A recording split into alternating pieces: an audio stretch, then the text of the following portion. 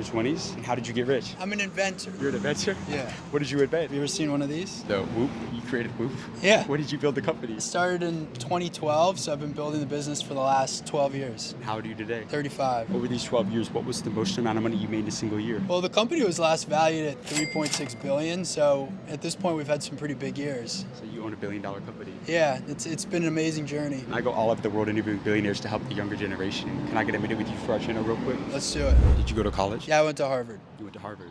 So you knew when you were at Harvard that you were not going to go work for anybody else. Yeah. Yeah.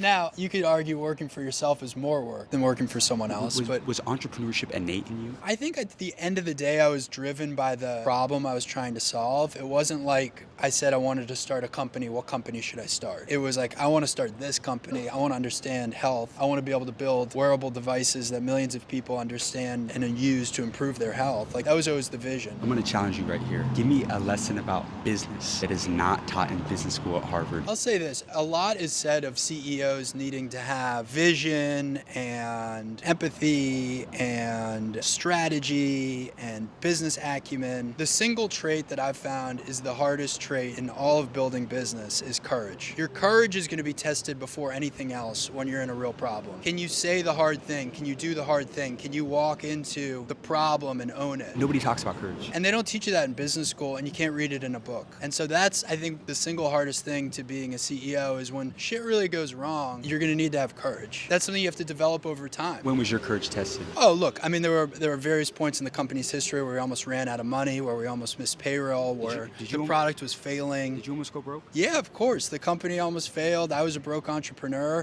6 or 7 years into building it. So 7 years in, you could have gave everything up, but you didn't. Why not? What kept you going? Well, this is a crazy story. I remember in 2015, I was sitting on my couch, my parents' home. Whoop was kind of still struggling to go along, and I'm watching NBA basketball, and what comes on the screen but a Kia commercial, and in the Kia commercial, LeBron James is wearing a Whoop. And what was amazing about that is at the time, there was only 100 Whoop straps in the entire world. Your watch. Yeah, and one of them was on arguably the greatest athlete in the world at the time. And so when you're a fledgling entrepreneur and you're broke and you're trying to figure out how to make it, having these little moments of inspiration where you're like, wow, maybe this does have a chance. If he's wearing it, maybe a lot of other people will. Like, it gives you a second wind. Do you think everybody's built for entrepreneurship? No. I mean, entrepreneurship is a lesson in pain and suffering for a greater cause. And that's just something that some people want to wake up every day and do. And it's something that, isn't for everyone.